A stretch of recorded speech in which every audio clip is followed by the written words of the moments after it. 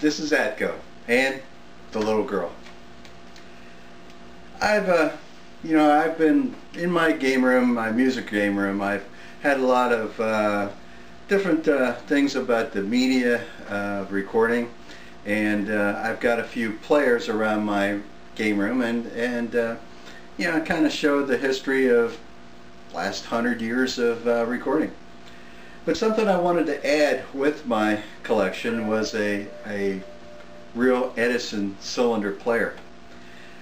Yeah, they're relatively easy to get a hold of, but the prices can be pretty high. If you're just looking for one, you can find pretty easy for $500 or $600 or more. For my budget, that was a little tough for me. So what I bought a few months ago, I bought a replica, and I had a little video about that, and I was pretty happy with that.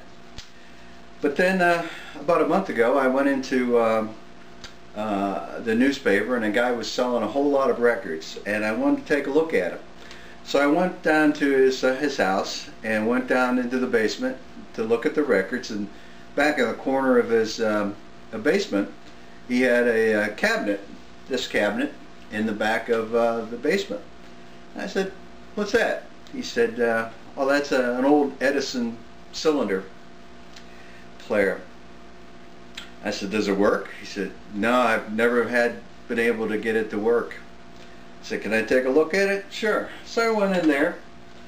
I wanted to see, does the motor work? And we cranked it, and it turned.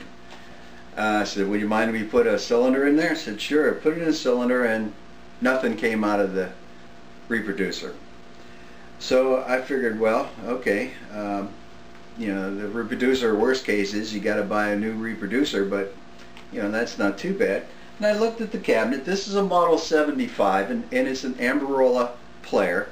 And what the Model 75 has is that it's a bigger cabinet, and it has doors in there where you can store cylinders.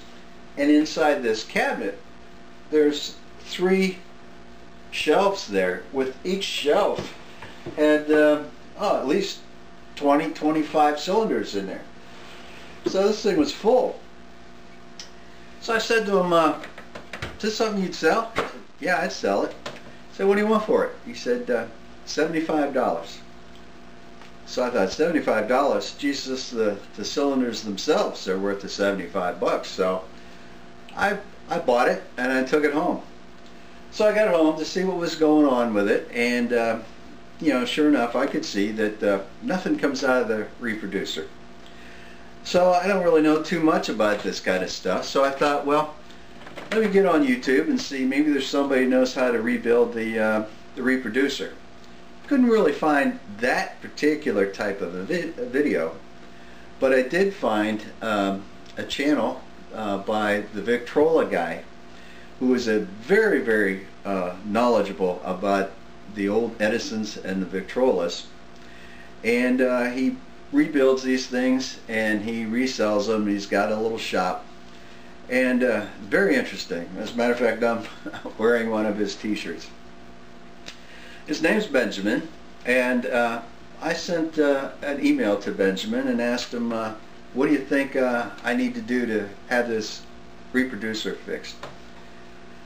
He sent me an email and I said, take a few pictures of it underneath where the stylus is, and let me see what I can see.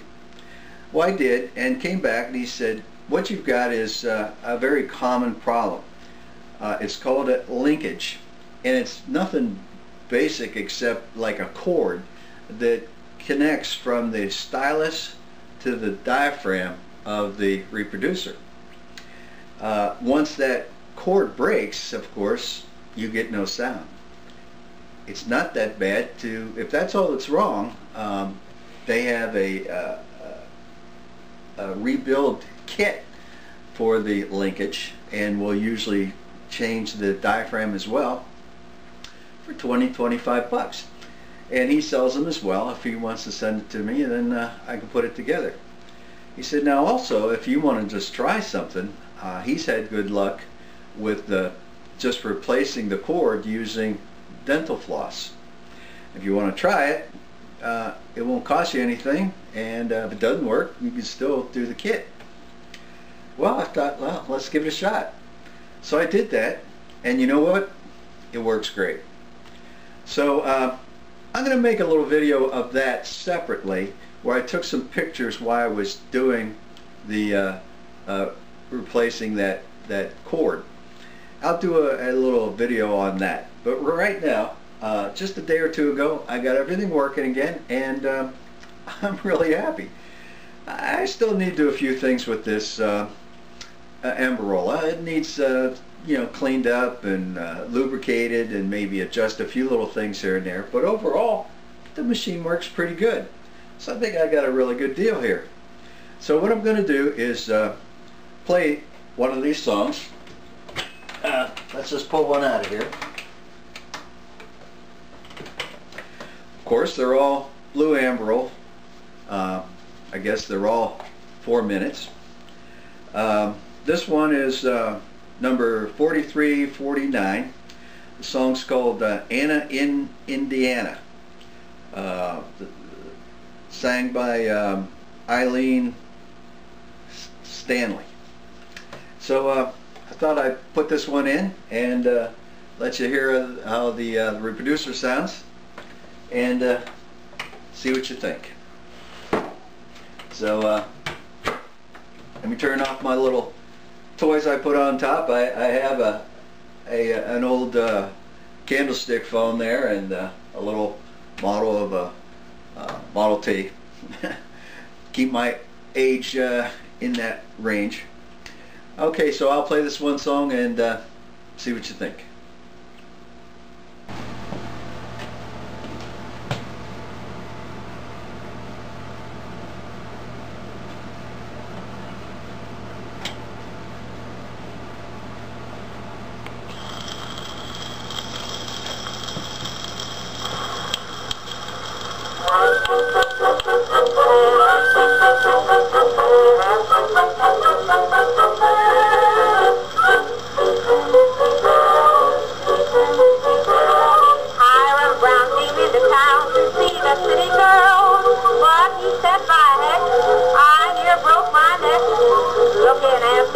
And they all give me a pain, so I'm gonna cut my grip and hop right on a train to see my Anna in Indiana.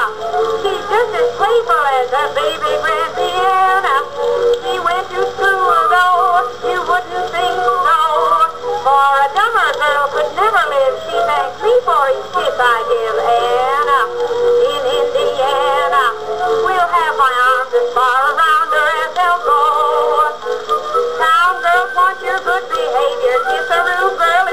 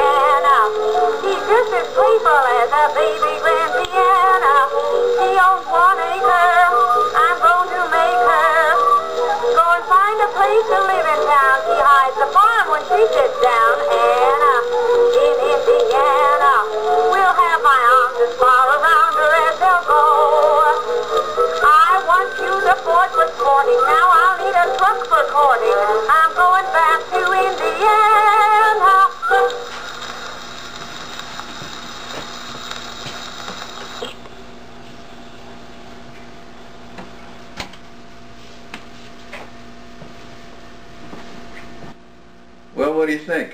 I think it sounds pretty good. I mean, for putting nothing into it, I'm really happy with this unit. So I just thought I'd show it to you guys, and you guys have a good day.